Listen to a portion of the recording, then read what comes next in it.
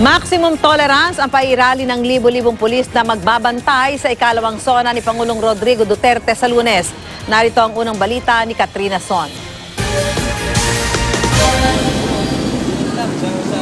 Bukod sa mga militanteng magpoprotesta, binigyan din ng lugar sa may Civil Service Commission ang mga Duterte supporters na magrarally din. Inaasahan daw na nasa 10,000 ang mga dadalo ng mga pro-Duterte supporters.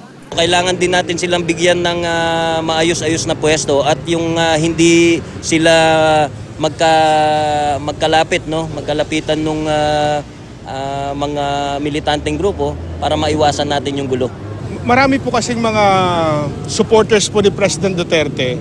Ang gusto naman po magpahayag ng kanilang pasasalamat at pagsuporta po sa maganda pong performance ng ating President. Pangako ng PNP, mas makakalapit sa Batasan Complex ang mga militanteng grupo. Pinalapit pa natin ng konti this year, compared to last year. Lampas pa nung yung kanto ng Sinagtala Street, yung kanto ng Sinagtala and IBP. Tama? Yung doon natin, kasi last year hanggang doon lang sila sa boundary ng Sinagtala Street. Umaasa din daw ang mga otoridad na magiging mapayapa ang sona na ito ng Pangulo. Ilang beses na rin daw silang nakipagdialogo sa mga militanteng grupo.